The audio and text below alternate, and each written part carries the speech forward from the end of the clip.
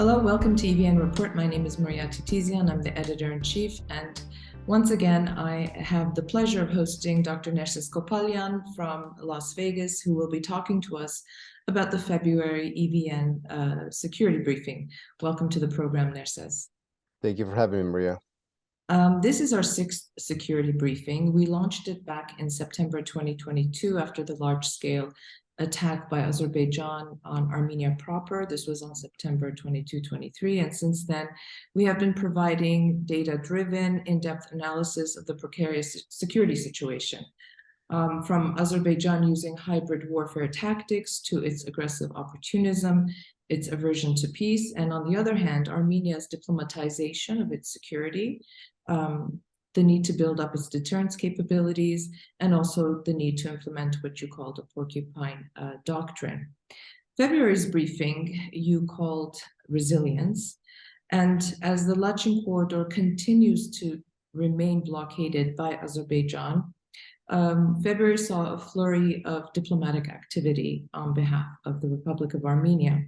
You write that Armenia has been in the process of decoupling from Russia and pivoting to Europe and the US, which has led to the deepening of the Russo-Azerbaijani axis. Armenia was able to enhance its diplomatic and international instruments. We saw the EU civilian monitoring mission launch, and Armenia scored a very large victory at the International Court of Justice. What have these tools given Armenia in the context that we find ourselves in today? In the current circumstances, they have provided us temporary and limited remedies to the set of serious security problems that Armenia finds itself in. It's clearly an important improvement compared to what we had in the past. And it does allow us to build on these and enhance our various non-military instruments because we have been diplomatizing our security.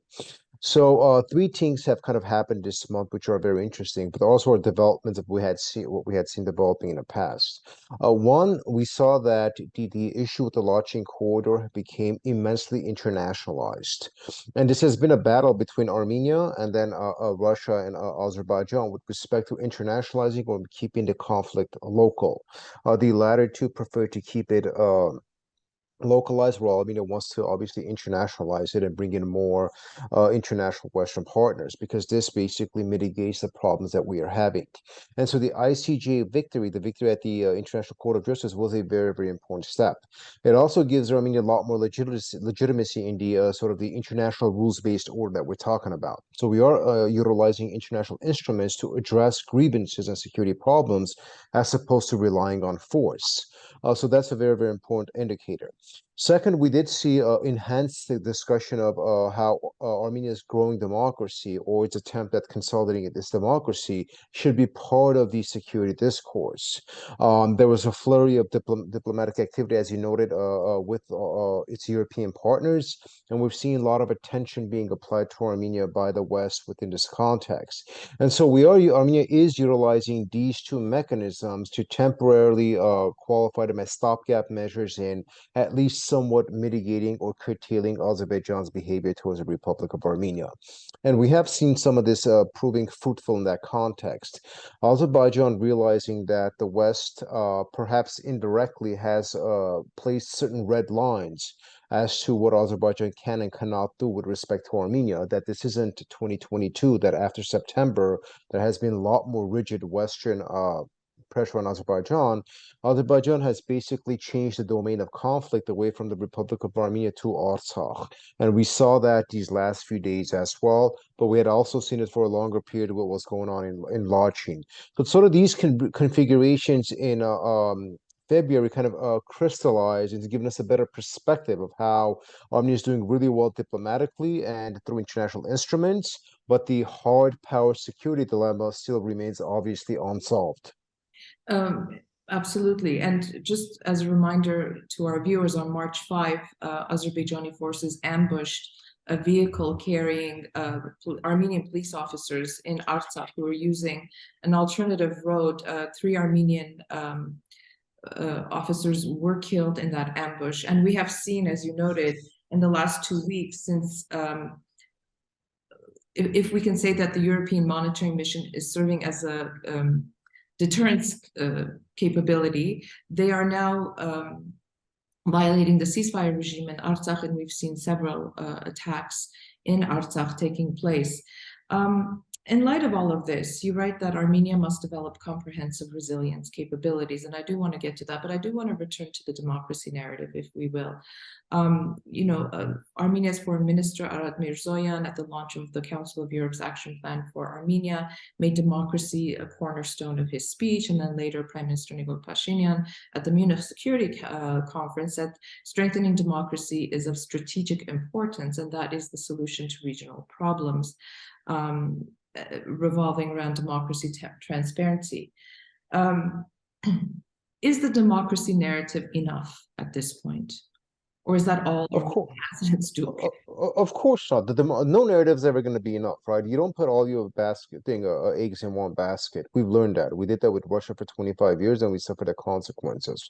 So most definitely not. Armenia is in the process of diversifying its security toolkit, but right now, considering the fact that we are what we are, and there's such a severe power disparity with Azerbaijan, we're utilizing international instruments, as I mentioned, diplomatization processes, and then, of course, the democracy narrative. So it is one component, but of course it's not in of itself sufficient.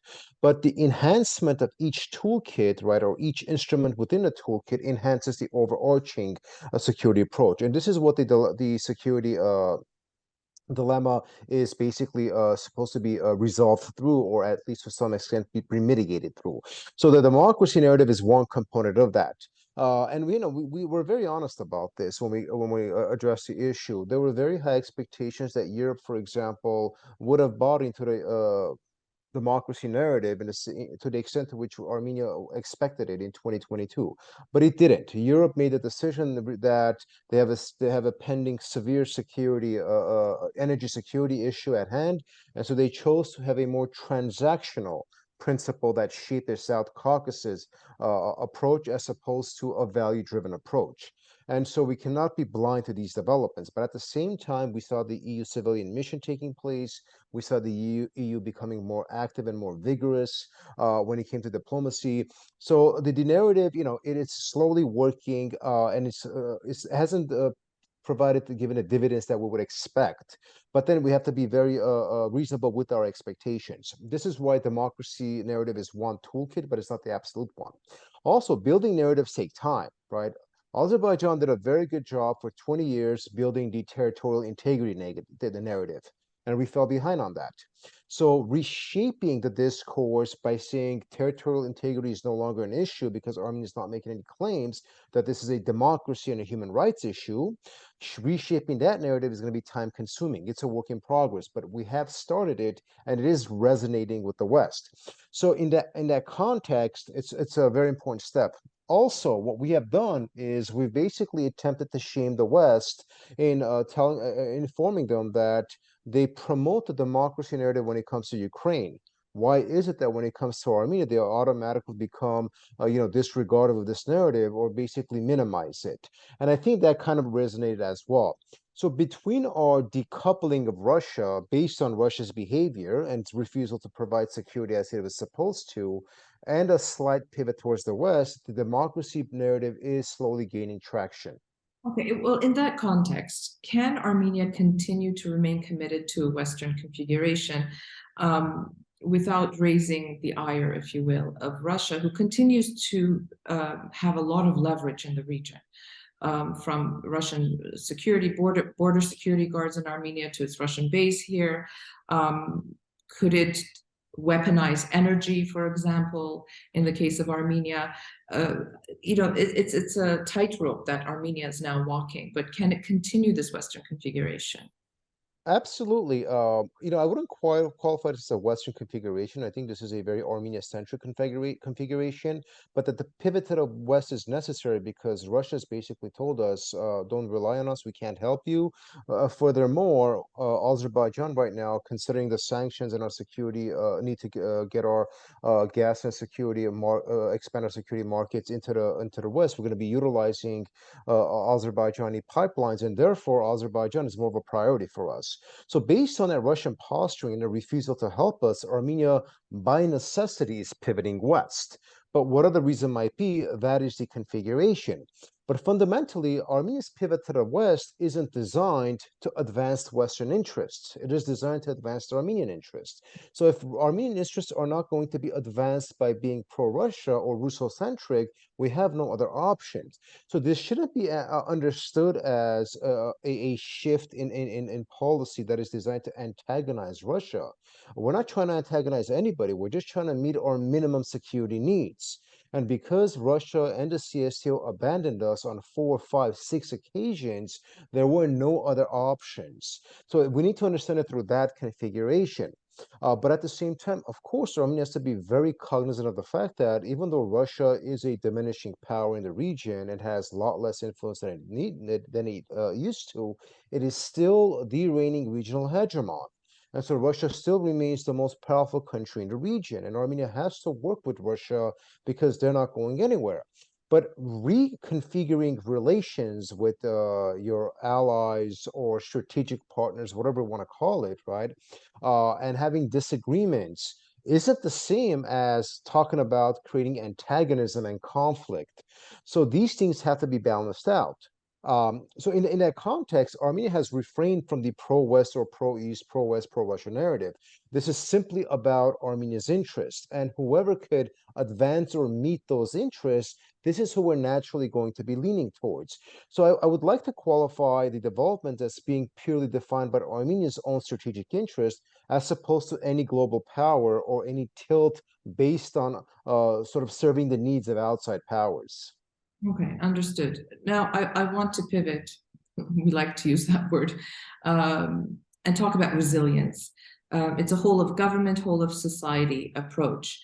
In this context, can you define what you mean by resilience, and how can Armenia achieve this when it has, as you wrote in the security briefing, underdeveloped institutions and infirm infrastructure? Absolutely.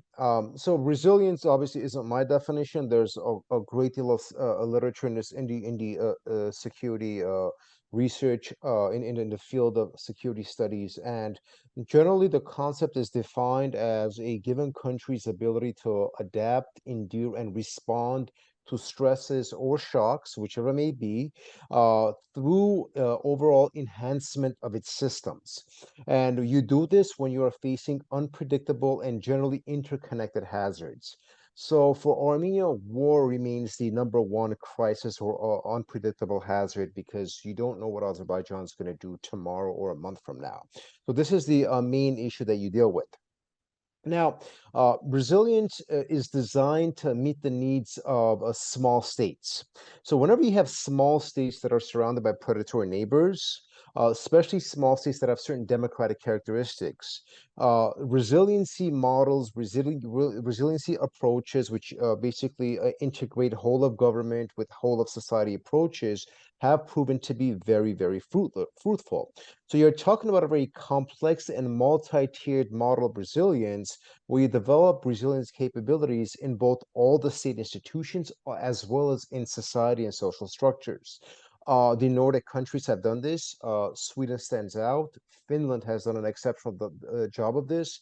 And in the Baltics, Estonia also stands out. So there are quite a bit of case studies in different dynamics, in different capabilities, with different resources where the model has been utilized for small states to enhance their comprehensive security through a resiliency doctrine.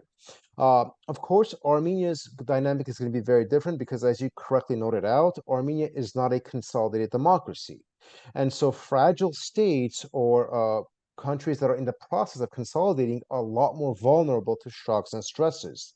In this context, the literature suggests that there are three super factors that are exceptionally powerful in enabling a country to enhance its resilient capabilities. And these are basically control of corruption, societal trust, and the quality of political leadership. Post-Velvet Revolution, Armenia has improved its control of corruption, the alleviation of systemic corruption. So that's a very positive trajectory. With respect to societal trust, there's a lot of literature as far as survey data is concerned that demonstrates Armenian society has developed certain level of trust towards institutions, especially towards democracy. Again, it's not where you need to be. You're not a developed democracy yet, but it's a work in progress. So those two are very interesting and important positive trajectory that we're seeing. High quality political leadership, however, remains one of the bigger problems because you don't have a tradition of well-developed governance. You have a society that is politically highly centralized. And so structurally, these dynamics have to be addressed. And there are, of course, solutions to these issues. But overall, because Armenia has important democratic characteristics that have been developing since 2018, it is in the process and it does have the basic foundations to develop more robust resilience as the concept is understood in security studies. So democracy can improve resilience? Absolutely, right? So research shows that generally speaking, with the exception of Singapore, which is a fascinating anomaly, but that's a subject of different conversation. Pretty much all countries that have robust resilience or bolstered resilience capabilities are democracies. That's why we speak of the small Nordic countries and then the Baltic countries, which are small states. And the reason for this is because in order to have resiliency, you must meet 5 general governance characteristics. These range from state capacity to decentralization, to institutional professionalization and political inclusivity. And then, of course, with that comes civil society. So everything I just mentioned are democratic characteristics. So, for example, non-democratic regimes, right, they might have state capacity, but they don't have professionalized institutions because there's high levels of corruption, nepotism, things of that sort. There is no political inclusivity in authoritarian regimes, and there's definitely no civil society, or whatever that is, it's utterly suppressed and diminished. So societies that do have these characteristics tend to develop strong resilience capabilities. So Armenia, for example, does have political inclusivity, generally speaking, but it's a work in progress. It has one of the strongest civic societies in all of Eurasia. That's a very, very important indicator. Where does it struggle with? It struggles with state capacity because it's still in the process of building. It struggles with decentralization because power traditionally has always been concentrated in Yerevan, but decentralization is a work in progress. There are some programs that are being implemented. But the biggest problem Armenia has, right, are its institutions, because these are institutions that have been inherited from the Soviet period. And then after 25 years of corruption and all the problems that come with non-democratic structures, post 2028, Armenia has not been able to speed up the reforms process. And the problem with having non-professionalized institutions is that they are not able to implement all the reforms or all the policies that are necessary to have resilience throughout the government. So in more simple terms, right, if you have professionals, professionals do a good job. If you don't have professionals, you're going to have problems. Research clearly demonstrates that in democracies, because institutions are professionalized, they're much better at what they do. In non-democracies, institutions are not professionalized. They're designed to serve the regime or certain political elites. Therefore, they can engage in a whole of society or a whole of government approach, especially when you have crises.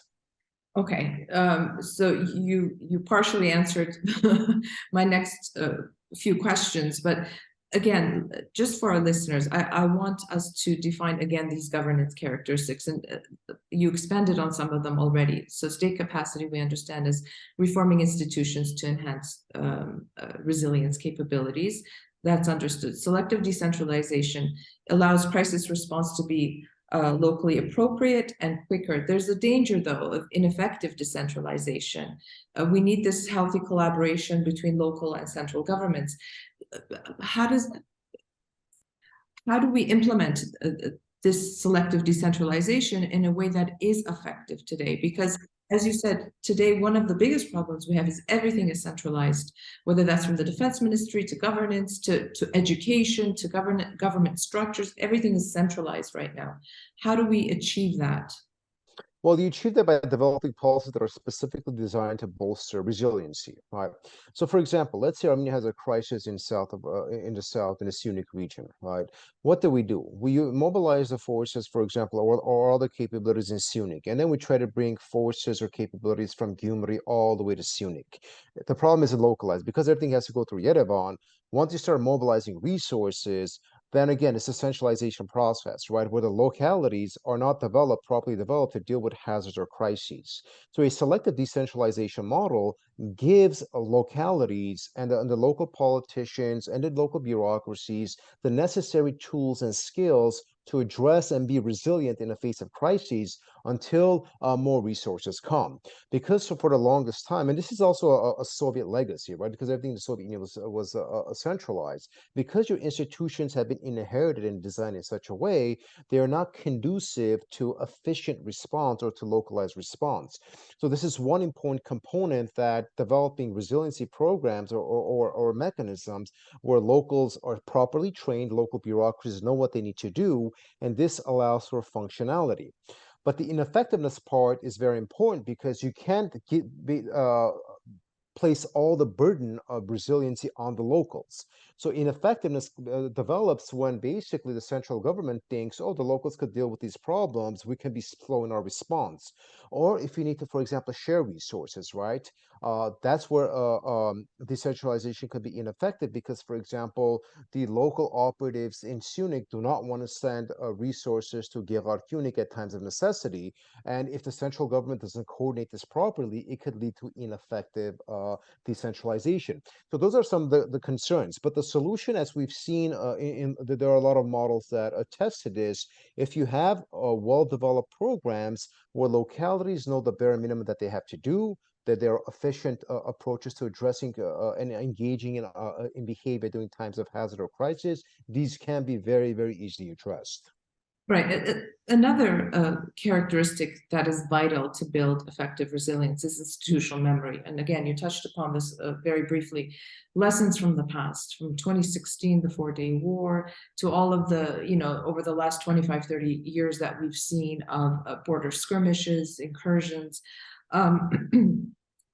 How important is it for leaders today in positions of power and positions of affecting change to draw lessons from the past? And are we even doing that now? I mean, this is a very, very good and very important question. Armenia's institutions aren't professionalized, so they're not designed to have institutional memory. And this is a problem, for example, when you shift ministers from one position to another extensively, or you play rotating chairs, or individuals are basically taken from one ministry to the other, to the other, to the other, or middle management is constantly shifted. When you have situations like that, right, you can't have institutional memory. The purpose of institutional memory is to have those who work in these institutions for very long periods, right, develop sufficient professionalized knowledge. So if a crisis does develop, the institution already has experienced individuals that are very proficient at what they do. So a simple analogy would be, for example, firefighters, right? Imagine if a building is burning and, a bunch of firefighters go and they address the problem. 2 months later, you have a similar situation, but the firefighters have forgotten how they're supposed to use their instruments and their mechanism to put down the fire.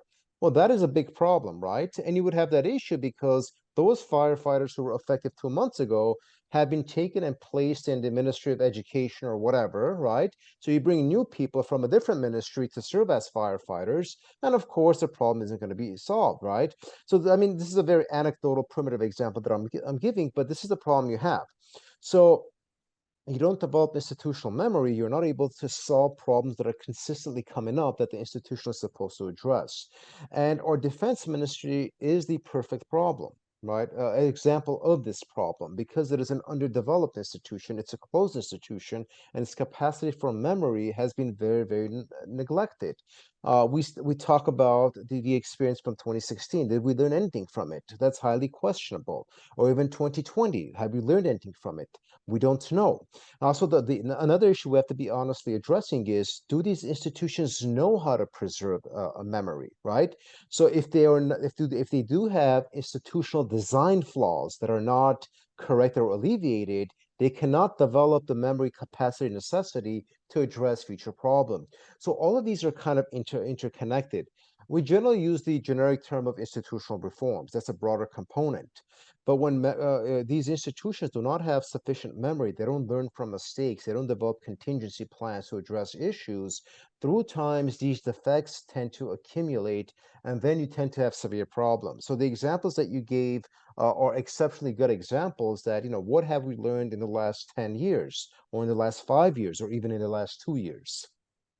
Okay, and this leads me to the next characteristic that you talked about, which was political inclusivity.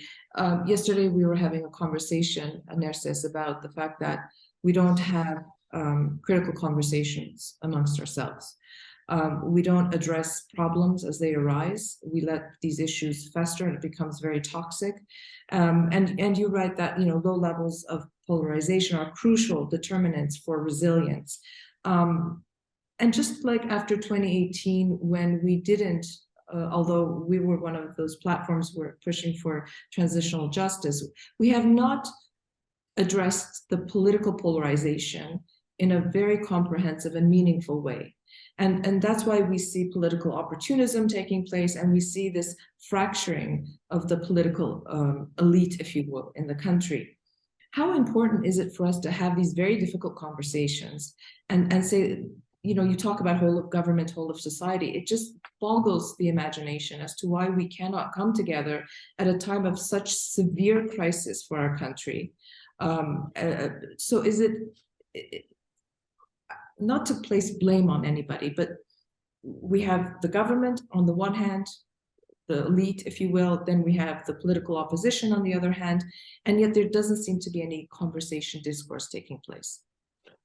Most definitely, right? It takes two to tango, and polarization has two poles. So both are responsible for the growing cleavage and the lack of discourse and the lack of basic, decent civic conversation of these important political issues.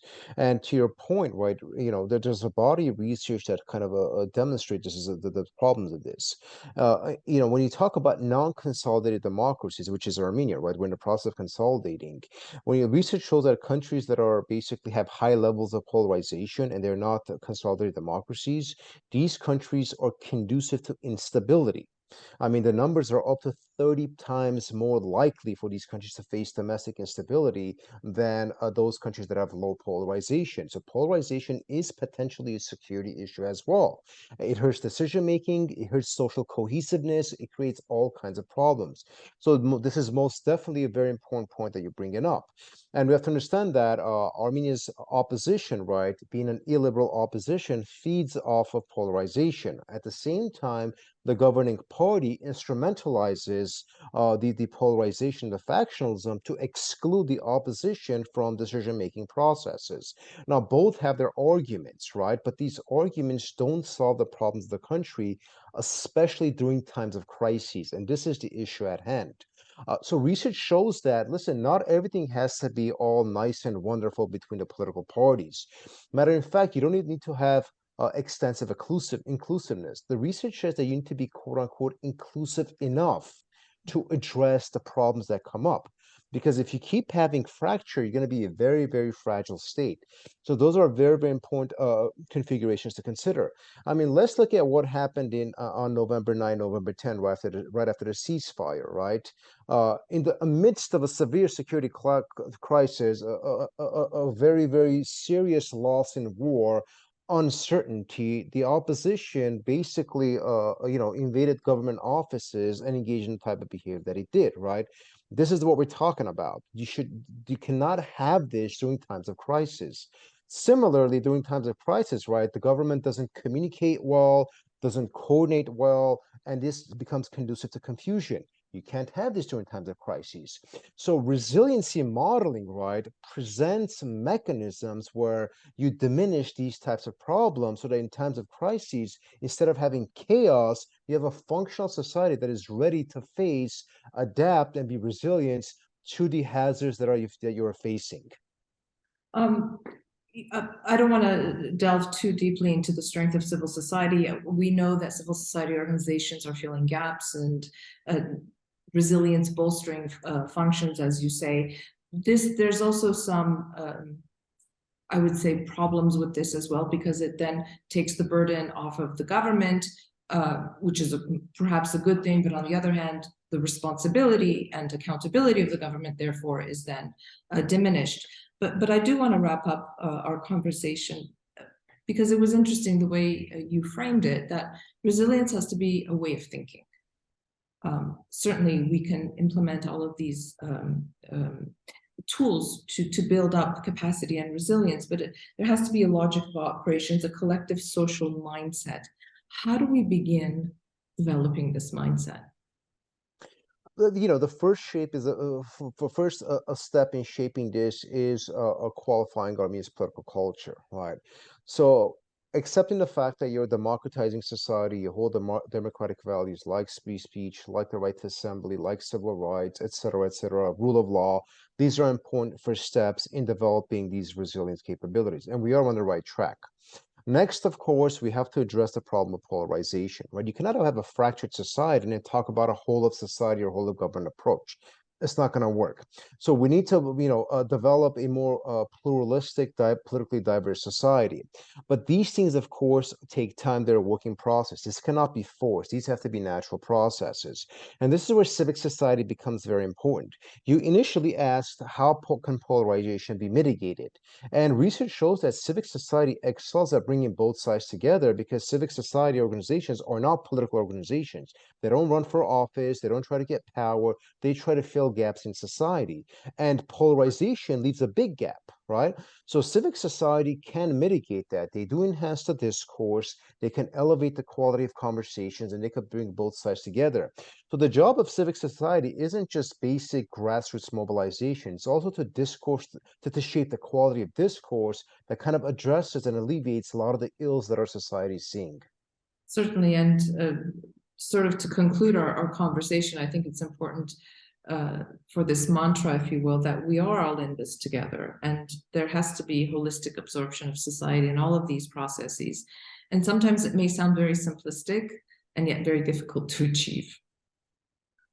Absolutely. In principle, it does, but in practice, it's extremely difficult and complex. But it's a work in progress, and I think everybody needs to pull up their sleeves and jump into it. Because when we talk about a whole of government approach, we put expectations on institutions. But when it comes to whole of society approach, well, the expectations are going to be on us, from the cab driver to the journalist to the chef at a restaurant. All of society becomes involved in this whole approach.